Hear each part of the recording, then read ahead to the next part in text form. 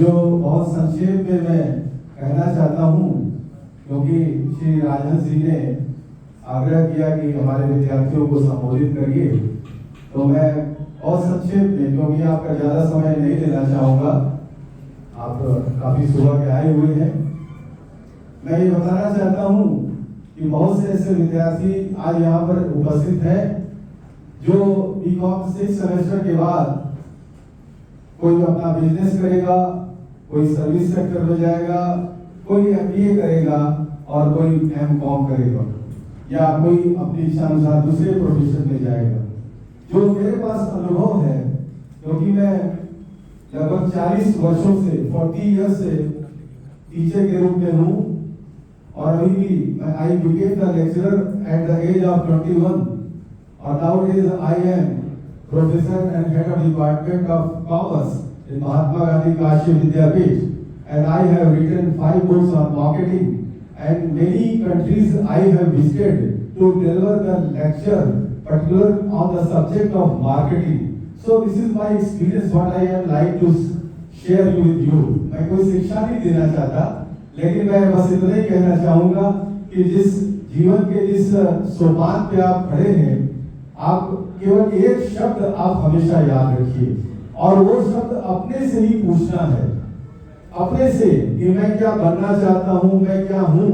हमारे पिताजी क्या थे ये परवाह नहीं करनी, हमारे फोर फादर क्या थे इसके बारे में भी सोचना नहीं। हम क्या हैं, what I am and what we want to become, what I want to become in the days to come. मैं क्या बनना चाहता हूँ, उसके लिए एक ही शब्द मैं आपको बता रहा हूँ जो आपको हमेशा आगे की ओर ले जाएगा, आपके भविष्य में आपके कैरियर को उत्थान प्रदान करेगा, और वो शब्द है आस्क, ASK, आस्क। अंग्रेजी में आस्क और हिंदी में पूछना शब्द है, और वो किसी और से नहीं पूछना है, अपने से ही, क्योंकि जो भी आप काम करेंगे वो 2 ही लोग जानते हैं। जो भी काम अच्छा या खराब जो भी करें, एक तो या तो आपकी आत्मा या दूसरा परमात्मा, 2 ही जानते हैं। और स्वयं की आत्मा से पूछना है आस्क, यानी पूछना है। क्या पूछना है? ए से होता है एटीट्यूड, और एस से होता है स्किल डेवलपमेंट, और के से होता है नॉलेज। इसमें आपकी पर्सनालिटी डेवलपमेंट में 50% कंट्रीब्यूशन जो है वो आपका एटीट्यूड। अगर आपका एटीट्यूड अच्छा है तो बिहेवियर अच्छा हो। पढ़ाई लिखाई सेकेंडरी है, पहला काम आपका एटीट्यूड। एटीट्यूड और बिहेवियर में क्या अंतर है? What you think that is called attitude, और what you do that is called behaviour. आपका एटीट्यूड अगर अच्छा है, क्योंकि आपकी पर्सनालिटी में 50% योगदान यानी कंट्रीब्यूशन आपके एटीट्यूड का है, 35% कंट्रीब्यूशन आपके स्किल का है यानी स्किल डेवलपमेंट का है, और 15 यानी 15% कंट्रीब्यूशन आपके नॉलेज का है। बहुत से लोग बहुत पढ़े लिखे होते हैं, लेकिन उनका एटीट्यूड अच्छा नहीं होता है, तो समाज में उनकी स्वीकृति नहीं मिलती। बहुत से ऐसे भी लोग हैं जो निरक्षर है, पढ़े लिखे नहीं है, लेकिन उनका एटीट्यूड होता अच्छा है, तो हम और आप उनके साथ जाना चाहते हैं, उनके सानिध्य में, उनके सामिप्य में, उनके सानिध्य में बैठना चाहते हैं। कारण क्या है? एटीट्यूड। मेरे प्रिय विद्यार्थियों, आपको अपने एटीट्यूड को ध्यान में रखना है। एटीट्यूड मीन्स जो आप सोचते हैं, व्हाट यू थिंक, आपका विजन क्या होना चाहिए, आपका मिशन क्या होना चाहिए, आपका पैशन क्या होना चाहिए, आपका इंटरेस्ट क्या होना चाहिए, और आपका बिहेवियर क्या होना चाहिए। इसलिए हमेशा पॉजिटिव विजन आपको रखना है, पॉजिटिव मिशन रखना है। मैं सिर्फ इतना ही कहना चाहता हूं कि अगर एटीट्यूड अगर अच्छा है तो आप अपना, अपने परिवार का, अपने समाज का, आप इस इंस्टीट्यूट का, माइक्रोटेक इंस्टीट्यूट का, और आप इस काशी शहर के ब्रांड एम्बेसडर बन सकते हैं।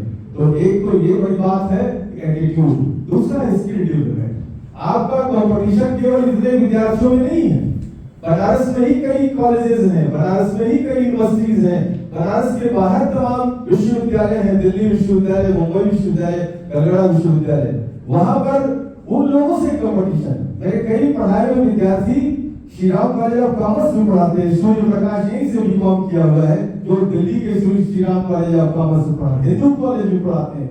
हंसराज कॉलेज में पढ़ाते हैं, college of vocational studies south Delhi में है, मुंबई यूनिवर्सिटी में मैनेजमेंट में प्रोफेसर है, और मेरे पढ़ाए हुए स्टूडेंट कई वाइस चांसलर हैं।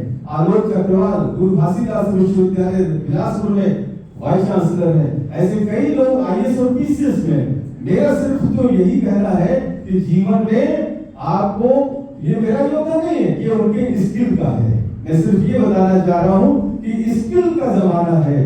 You must have the knowledge regarding the computer application, you must have the knowledge for working English because both things are very much important in your walk of life. तो skill कैसे development करेंगे? इसके लिए NEP भी कहती है, NEP new education policy भी कह रही है कि आपको अन्य चीजों से भी आपको लगाव रखना है। Why? Because you want to become the versatile person. Versatile यानी बहुमुखी प्रतिभा के धनी तभी आप होगे जब आपको और नॉलेज की बात कैसे होगी? जैसे मैं टीचर हूँ और मैं शिक्षक भी हूँ और विद्यार्थी भी हूँ, लेकिन मेरा 50% यहाँ एकेडमिक है, तो 25% स्पोर्ट्स का है और 25% है म्यूजिक में। अब वर्ल्ड कप फुटबॉल होने जा रहा है 11 जून से, मैंने सारा चार्ट बना लिया, किससे मैच होना है, क्या होगा, कहाँ होगा, क्या है, वो मैंने बना लिया। अभी जो है सितंबर में एशियाड होना है जापान में नगोया शहर में, 19 सितंबर से होने जा रहा है, 4 अक्टूबर तक होगा। उसके बारे में मैंने चार्ट बना लिया, और खेल में क्या हो रहा है इसका भी आपको भी नॉलेज रखना होगा। अगर नॉलेज रहेगा तो निश्चित रूप से अपने शरीर का भी आप ध्यान रखेंगे स्पोर्ट्स में, और मन की शांति के लिए आपको म्यूजिक पर भी ध्यान देना होगा, क्योंकि जमाना यही है। क्योंकि म्यूजिक तो आपका किसी न किसी विधा में, किसी न किसी क्षेत्र में विशेष जो है वो यूएसपी होना चाहिए। यूएसपी का मतलब यूनिक सेलिंग प्रपोजिशन, यानी आप में कुछ यूनिक चीज होगी, यूनिक क्वालिटी होगी। क्वालिटी में क्या है? सारे गाँव पर 7 अक्षर होते हैं, वैसे हमारे क्वालिटी में भी 7 लेटर्स होते हैं। गुणाम सर्वत्र पूज्यन्ते पितृवंशो निरसका वासुदेव नमस्यन्ति वसुदेव नमानवा। गुणों की पूजा सब जगह होती है। गुण माने क्वालिटी की पूजा सब जगह होती है। ऋग्वेद का वाक्य है। हमारे पिताजी, हमारे बाबा जी ये थी सब बेकार बकवास की बातें हैं। वासुदेव नमस्यन्ति, भगवान कृष्ण को सब लोग नमस्कार करते हैं, लेकिन उनके पिता वसुदेव को कोई नमस्कार नहीं करता, सिर्फ एक दिन पूजे जाते हैं, वो जन्माष्टमी के दिन। इसलिए गुणाम सर्वत्र पूज्यन्ते पितृवंशो निरसका वासुदेव नमस्यन्ति वसुदेव नमानवा। यानी आप में यो कोई ना कोई क्वालिटी यूनिक होनी चाहिए। अगर क्वालिटी यूनिक है तो आपको कोई पकड़ नहीं सकता, आप आगे बढ़ोगे। और तीसरा नॉलेज, ये नॉलेज का युग है, नॉलेज का समय है, इसलिए आप जो भी पढ़े हैं उनको रिवाइज करना है। आगे क्या बनना है, उसके बारे में किस चीज की डिमांड है, उस क्षेत्र में जाना है, तो इसके लिए बराबर आपको अपडेट रहना है, अपग्रेड रहना है। और ये अगर रहेंगे तो नॉलेज भी अपडेट रहेगा। तो इसलिए मेरा संक्षेप में इतना ही कहना है कि आप स्वयं अपने से आस्क करें, पूछिए मैं क्या हूँ और क्या बनना चाहता हूँ, और उसके लिए 3 बातें जो मैंने बताई है उसको हमेशा पॉजिटिव और अधिक से अधिक बनाइए। ए से क्या बताया? एटीट्यूड। और के से एस से क्या बताया? Skill development. और के से क्या बताया? तो ये इस तीनों बातों को ध्यान रखते हुए आप इसको ब्रशअप करिए, ब्रशअप मैंने चमकाइए। और मेरा ऊपर वाले से निवेदन है, आज बाबा बुधवार का दिन भी है, बाबा गणेश जी का दिन है, इसलिए आप आज से ही शुरू कर दीजिए, आज से ही श्री गणेश कर दिए कि हमें बड़ा आदमी बनना है, बड़ा आदमी बनना है, बड़ा आदमी बनना है। ये बड़ा आदमी ऐसे भी नहीं बना जा सकता। बड़ा बनने के लिए बड़ा की तरह चलना पड़ता है अपने को। आप घर में बड़ा बनाइए, 2 मिनट और लेंगे आपका समय। अगर आप बड़ा बनाना चाहते हैं घर में, तो होगा क्या? आप घर में वाली सुबह बनाना है बड़ा, तो शाम को दाल जो है भिगो दिया जाता है।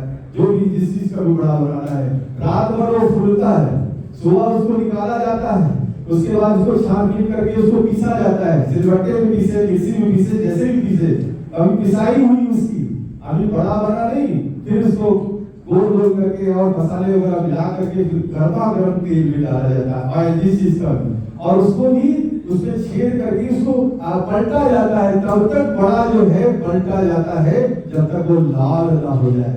जब लाल हो जाता है उसको निकाल करके फिर दही में रखते हैं, दही में डालने के बाद तब हम लोग खाते हैं। और आप बिना इतना संघर्ष किए बड़ा बन जाएंगे, कदापि संभव नहीं है। इसलिए बड़ा बनने के लिए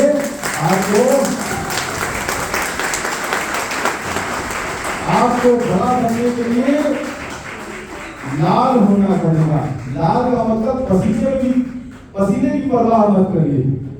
आप जो है आप सर्दी के मौसम में सर्दी की परवाह मत करिए, आप केवल एक लक्ष्य की ओर लगे रहिए और निश्चित रूप से अगर इतनी मेहनत आप कर पाएंगे तो आप काशी के और इस संस्थान के ब्रांड एम्बेसडर बनेंगे। इन्हीं शुभकामनाओं के साथ आपका भविष्य अच्छा हो। बहुत बहुत धन्यवाद।